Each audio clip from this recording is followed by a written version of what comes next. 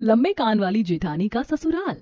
अरे भाई जल्दी करो, लड़की वाले हमारा इंतजार कर रहे हैं। हाँ हाँ, सब तैयार हो गए। चलो चलो, सभी लोग गाड़ी में बैठो। सभी लोग रूपाली के घर पहुंचते हैं। रूपाली के माता पिता सबका स्वागत करते हैं। फिर रूपाली नाश्ता लेकर आती है तो मनीषा उसे देखकर चौंक जाती है। तो वहीं रूपाली भी उसे पहचान लेती है। रूपाली सभी को चाय देती है। सभी लोग चाय पीते हैं, रूपाली से बात करते हैं। तभी भावना कहती है, बहन जी, आपकी बेटी तो बड़ी सुंदर है। धन्यवाद बहन जी। तभी मनीषा धीरे से अपनी सास के कान में कहती है, सासू माँ, ये लड़की इतनी भी अच्छी नहीं है, आप हाँ मत कहिएगा। चुप रहो बहू, इस बारे में हम घर में बात करेंगे। उसके बाद सभी को लड़की पसंद आ जाती है और भावना रिश्ते के लिए हाँ करके घर आकर बैठती है। तब मनीषा कहती है, माँ जी, मैंने आपको कहा था ना कि वो लड़की इतनी भी अच्छी नहीं है, तो भी आपने हाँ कर दी। मनीषा, मुझे समझ में नहीं आ रहा कि तुम्हें उस लड़की में क्या बुराई लगी। हम सबको तो वो लड़की बहुत पसंद आई। हाँ, बहू भावना ठीक कहती है। लड़की दिखने में जितनी सुंदर है, इतनी गुणी है, इतना मीठा बोलती है।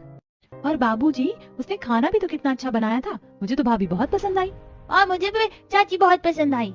ये सुनकर मनीषा गुस्से से अपने कमरे में चली जाती है। तभी अरुण उसके पीछे आता है और कहता है, मनीषा, तुम्हें वो लड़की क्यों नहीं पसंद आई? दिखने में तो बहुत अच्छी थी। और अब ज्यादा टेंशन छोड़ो और रिलैक्स हो जाओ। अरुण ऐसा कहकर सोने चला जाता है। फिर मनीषा अपने मन में सोचती है, हे भगवान, कहीं ऐसा ना हो कि वो मेरी देवरानी बनकर इस घर में ही आ जाए। ऐसा क्या करूं जो मेरे घर वाले इस शादी के लिए मना कर दे। मनीषा ऐसा सोच रही थी कि तभी चंचल वहां आ गई और बोली, पता है माँ, मैंने सोच लिया कि जब चाची आएंगी तो मैं अपने सभी दोस्तों को उनसे मिलवाऊंगी। ये सभी दोस्त चाची को देखकर बहुत खुश हो जाएंगे क्योंकि मेरी चाची बहुत सुंदर है। चंचल, ज्यादा बकवास मत करो और जल्दी से होमवर्क करने बैठो। मनीषा बहुत कोशिश करती है कि घर वाले उस लड़की से शादी के लिए मना कर दें, लेकिन ऐसा नहीं हो पाता। और कुछ ही समय में रूपाली की नितिन से शादी हो जाती है और रूपाली दुल्हन बनकर घर आ जाती है। अगले दिन रूपाली का अपने ससुराल में पहला दिन था। रूपाली नहा धोकर तैयार होती है और किचन में जाती है। उसके पीछे भावना भी किचन की तरफ जाती है। उसे किचन में जाते हुए मनीषा देख लेती है। मनीषा अपने मन में सोचती है, हे भगवान, मेरी देवरानी मेरी सास से क्या बातें कर रही है। कहीं मेरे बारे में तो बात नहीं कर रही, मुझे सुनना होगा।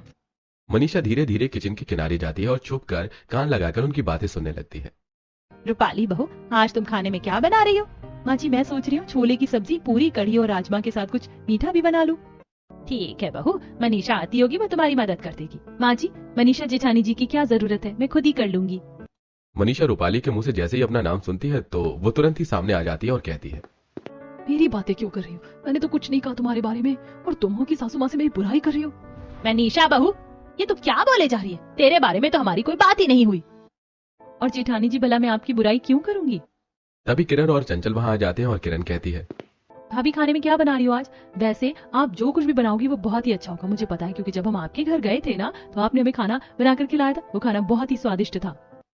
हाँ चाची, और मुझे तो आपका बनाया हुआ आलू का पराठा और रायता बहुत पसंद आया। और एक बात कहूँ, आप तो मेरी मम्मी से भी अच्छा आलू का पराठा बनाती हो। चंचल के मुंह से रूपाली की तारीफ सुनकर मनीषा और जल जाती है और चंचल को घूर कर देखती है। तभी भावना कहती है, अरे, तुम लोग उसे परेशानी करते रहोगे या उसे खाना भी बनाने दोगे? और मनीषा बहू, तुम जरा रूपाली बहू की किचन में मदद कर दो। ऐसा कहकर सब चले जाते हैं, पर मनीषा वहीं रुकती है और थोड़ी देर बाद मनीषा के फोन की घंटी बजती है तो मनीषा बाहर चली जाती है। वो अपना फोन अटेंड करती है। तभी अचानक उसे किचन से चम्मच गिरने की आवाज आती है। वो जल्दी से फोन रखकर किचन की तरफ भागती है और किचन में पहुंचकर देखती है तो रूपाली नीचे गिरे चम्मच को उठा रही थी। ये देखकर मनीषा गुस्से से कहती है, ये क्या रूपाली, तुम किचन में काम कर रही हो या बर्तन पटक रही हो? जरा देखकर काम किया करो, मुझे डिस्टर्ब कर दिया। बेचारी रूपाली कुछ नहीं कहती और अपने काम में लग जाती है। थोड़ी देर बाद रूपाली सभी के लिए खाना लगाती है। खाना खाकर नितिन कहता है, अरे वाह रूपाली, तुमने तो बहुत ही स्वादिष्ट खाना बनाया है। तुम इतना अच्छा खाना बनाती हो, मुझे तो पता ही नहीं था। देवर जी, मेरे खाने की तो आपने कभी इतनी तारीफ नहीं की। मनीषा भाभी, आपने इतनी वैरायटी का खाना बनाया ही कब था? आप तो बस एक दो डिश बनाने में थक जाती हो। और माँ, आपने तो दाल चावल सब्जी और रोटी खिला खिला कर वो कर दिया था। कभी कुछ अच्छा बनाती कहाँ हो आप? ये सुनकर मनीषा गुस्से से चंचल को देखती है। तभी मनीषा का पति अरुण कहता है, कुछ भी कहो मनीषा, लेकिन रूपाली ने खाना तो सचमुच बहुत ही स्वादिष्ट बनाया है। जेठानी जी, आप भी मेरे हाथों का बना खाना खाइए ना, और मुझे बताइए कि कैसा बना है। मनीषा भी रूपाली के हाथ का बना खाना खाती है। उसे भी वो खाना बहुत पसंद आता है, लेकिन फिर भी वो बात को टालते हुए कहती है, रूपाली, पहले ही तुम्हारे खाने की बहुत तारीफ हो चुकी, अब जरूरी नहीं है कि मैं भी तारीफ करूं। ऐसा कहकर मनीषा खाना खाने लगती है। तब चंचल कहती है, चाची, मेरी माँ की तारीफ पाना इतना आसान नहीं है। उसके लिए आपको और पापड़ बेलने पड़ेंगे। सभी लोग चंचल की बातें सुनकर हंस पड़ते हैं। अगले दिन रूपाली बाथरूम में कपड़े धो रही थी और नल खुला हुआ था। तभी भावना वहां आती है और कहती है, अरे बहू, आज पानी कम आया था, तो पानी जरा कम इस्तेमाल करना। जी, मुझे सुबह जेठानी जी ने बताया था। तो वहीं कमरे में बैठी मनीषा पानी की आवाज सुनकर दौड़कर बाथरूम में आती है। जैसे वो बाथरूम के किनारे पहुंचती है, रूपाली के मुंह से अपना नाम सुनकर चौंक जाती है और आगे आकर कहती है, रूपाली, क्या बोल रही हो तुम मेरे बारे में? जरूर मेरी कोई बुराई कर रही हो।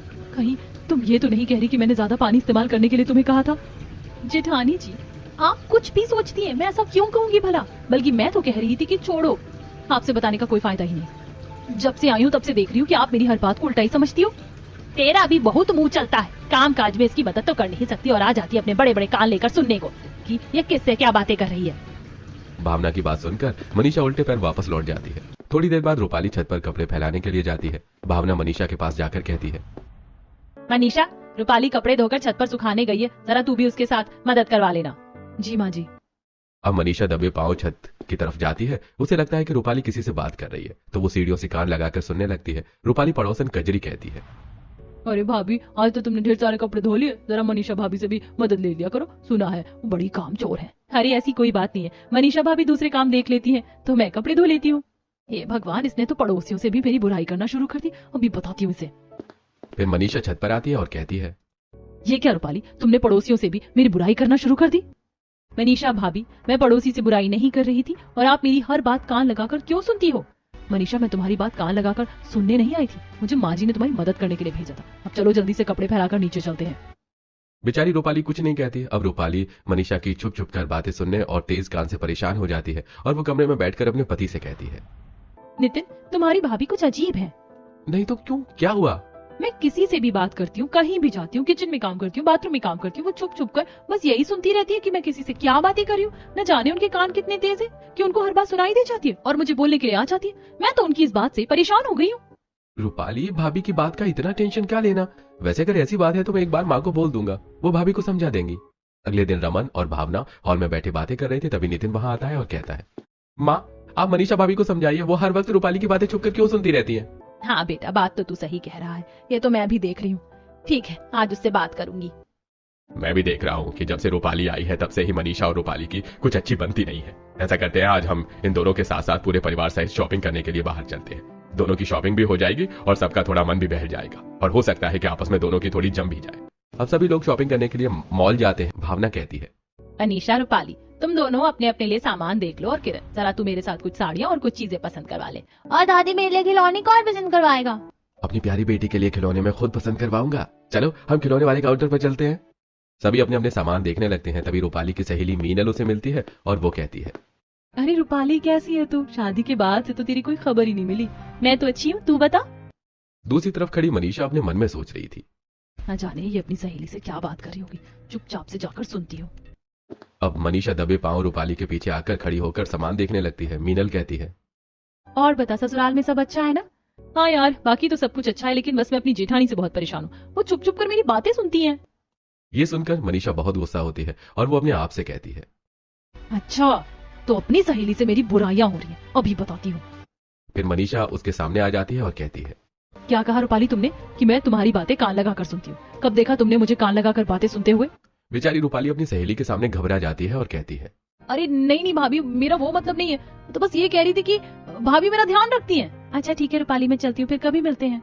मीनल के जाने के बाद मनीषा रूपाली को गुस्से से देखती है। रूपाली चुपचाप से वहां से चली जाती है। सभी लोग शॉपिंग करके घर वापस आकर बैठते हैं। तब रमन कहता है, अरे भाई, आज तो शॉपिंग करके बहुत थकान हो गई है। मनीषा बहू, जरा सभी को कॉफी तो पिलाना।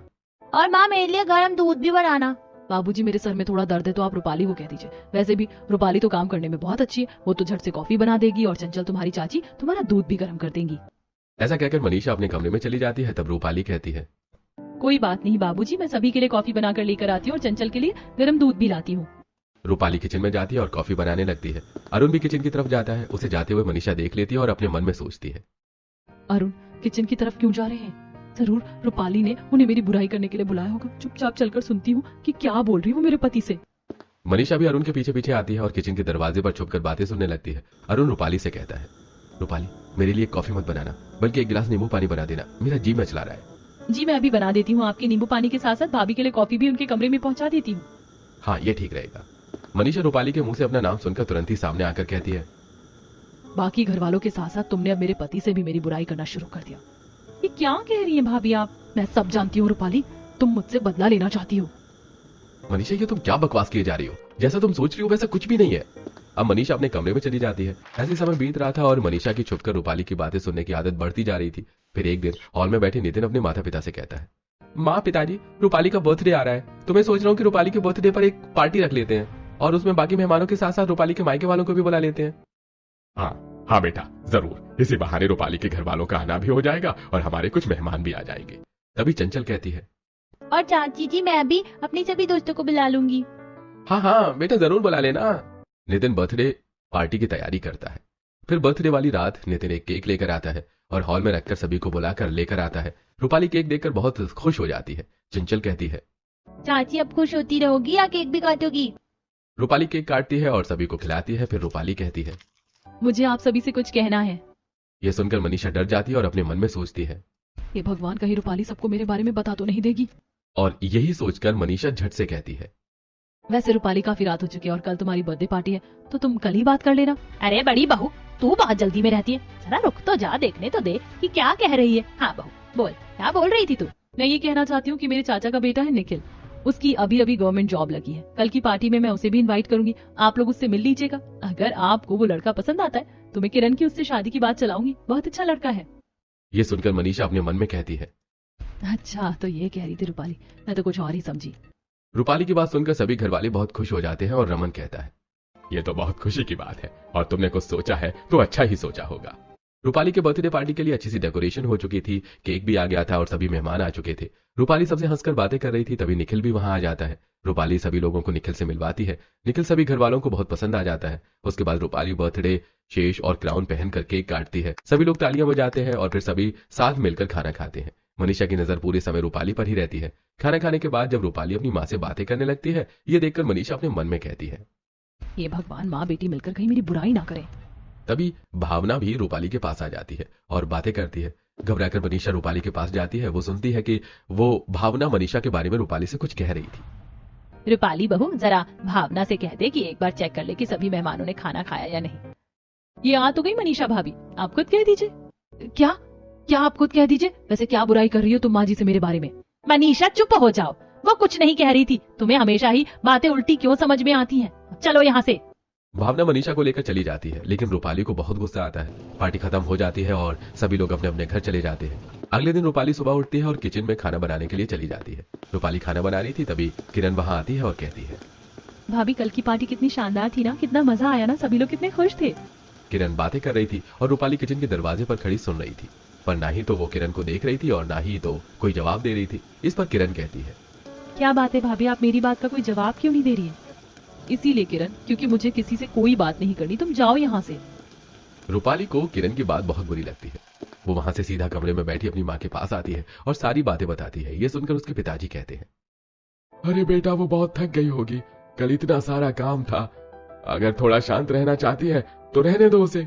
तभी चंचल वहां आती है और कहती है, दादी माँ, चाची को क्या हो गया है? मैंने उनसे अपने लिए आलू का पराठा बनाने के लिए कहा था। उन्होंने कहा कि किचन से जाओ, मैं टेबल पर ला दूंगी। उन्होंने ये भी कहा कि मुझे किसी से कोई बात नहीं करनी है। लगता है कल की बात से बहू अब तक गुस्सा है। थोड़ी देर बाद रूपाली सभी के लिए खाना लगा देती है। सभी लोग खाना खाने बैठते हैं। तब उसकी सास कहती है, रूपाली बहू, तुम्हारी तबीयत कुछ ठीक नहीं है क्या? रूपाली कोई जवाब नहीं देती। भावना फिर से कहती है, क्या बात है बहू, तुम चुप चुप क्यों हो? माँ जी, क्योंकि मुझे किसी से कोई बात नहीं करनी है। ऐसा कहकर रूपाली अपने कमरे में चली जाती है। तब भावना नितिन से कहती है, बेटा, पता नहीं ऐसा क्या हो गया रूपाली को, वो किसी से बात ही नहीं कर रही है। जरा तू उससे पूछना कि क्या बात है। हाँ माँ, आप चिंता मत कीजिए, मैं पता कर लूंगा। रात को नितिन जब कमरे में आता है तो देखता है कि रूपाली बड़ी खोई खोई थी, कमरे में बैठी थी। नितिन उससे कहता है, क्या बात है रूपाली, कुछ परेशान है क्या? नहीं।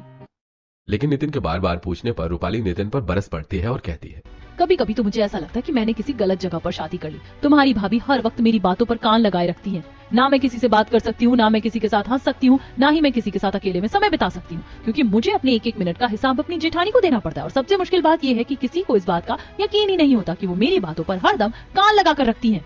अच्छा तो ये बात है, ठीक है, दोबारा से रूपाली मैं कल माँ से बात करता हूँ और भाभी से भी बात करता हूँ। अब तुम चिंता मत करो, चलो सो जाओ। अगले दिन नितिन अपनी माँ से कहता है, माँ, आप भाभी को क्यों नहीं समझाती कि वो हर वक्त रूपाली की बातों को कान न लगाए। रूपाली उनके कान लगाने की आदत से परेशान हो गई है और इसलिए वो किसी से बात नहीं कर रही है। नितिन ऐसा कह ही रहा था कि तभी मनीषा उसकी बातें सुनकर हॉल में आती है और कहती है, ये तुम क्या कह रहे हो नितिन? मैं भला रूपाली की बातों पर कान क्यों लगाऊंगी? भाभी, ये तो हम सब जानते हैं कि जब से रूपाली आई है तब से आप उसके आसपास ही चक्कर लगाती रहती हो। हाँ तो घर मेरा है, चक्कर लगा सकती हूँ मैं। ऐसे ही नितिन और मनीषा की बहस हो जाती है, जिसे देखकर रूपाली और भी डर जाती है और कमरे से बाहर नहीं निकलती। रात में भी कपड़े बदलकर वो सो जाती है।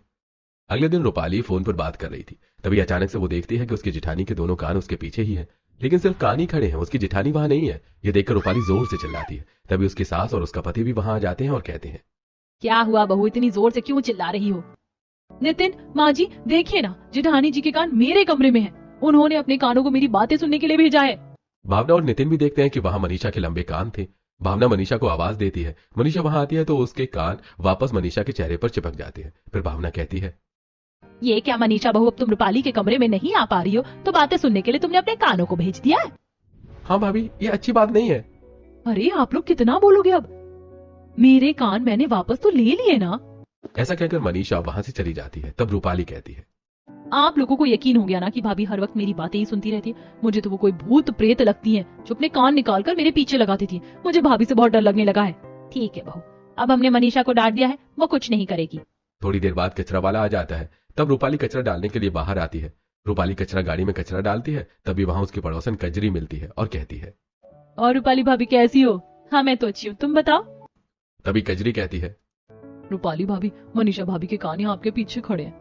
रूपाली पलट कर देखती है तो सचमुच मनीषा के कान पीछे ही खड़े थे। ये देखकर रूपाली डर जाती है और चिल्लाती हुए भागती है। उसके पीछे पीछे मनीषा के कान भी भागते हैं। बचाओ बचाओ सासू माँ, नितिन मुझे बचाओ, मुझे मनीषा भाभी के कानों से बचाओ। मनीषा की आवाज सुनकर नितिन उठता है और उसे जगाता है। रूपाली, रूपाली क्या हो गया तुम्हें? कहाँ है भाभी के कान? यहाँ कोई कान नहीं है, देखो तो, सही आंखें खोलो। रूपाली नींद से जाग जाती है और चैन की सांस लेती है और कहती है, हे भगवान, कितना डरावना सपना था ये। उसके बाद रूपाली सारी बातें बताती है। नितिन रूपाली को समझाते हुए कहता है, रूपाली मैं जानता हूँ कि भाभी की इन हरकतों से तुम्हें बहुत परेशानी का सामना करना पड़ रहा है। ऐसा करता हूँ कि कुछ दिनों के लिए तुम्हें तुम्हारे मायके छोड़ देता हूँ। इससे तुम भाभी से भी दूर हो जाओगी और तुम्हें थोड़ा सा आराम भी मिलेगा। अगले दिन नितिन अपने कमरे में बैठी अपनी माँ से कहता है, माँ मैं सोच रहा था कि रूपाली को थोड़े दिनों के लिए उसके घर छोड़ देता हूँ। वैसे भी आजकल वो बहुत परेशान रहती है, उसे माँ के घर जाकर अच्छा लगेगा। ठीक है बेटा, तेरी मर्जी, लेकिन सुबह सुबह लड़के वालों का फोन आया था। वो इतवार को किरण का रोका करने के लिए कह रहे थे। अरे माँ, ये तो बहुत अच्छी बात है। लेकिन मैं सोच रही थी कि अभी मैं किरण का रोका थोड़ा पोस्टपोन कर देती हूँ, क्योंकि छोटी बहू तो एक हफ्ते के लिए घर जा रही है और जब तक छोटी बहू नहीं रहेगी तब तक किरण का रोका करना ठीक नहीं है। नहीं माँ, तुम किरण का रोका कैंसिल मत करो। मैं रूपाली को समझाता हूँ कि वो अभी घर न जाए। अब नितिन रूपाली को सारी बातें बताता है और उसे रुकने के लिए कहता है। रूपाली भी मान जाती है। रूपाली किचन में जाकर खाना बनाने लगती है। तभी पीछे से मनीषा आती है और कहती है, रूपाली। रूपाली चौंक जाती है और कहती है, ये क्या बात हुई भाभी, आपको दबे पैर नहीं आना चाहिए। अगर मुझे हार्ट अटैक आ जाता तो? हार्ट अटैक और मेरा नाम सुनकर कुछ भी बोले जा रही हो तुम। मैं तो बस ये कहने आई थी कि मैंने रात को चने भिगोकर रख दिए थे, तुम उसकी सब्जी बना देना। ठीक है भाभी।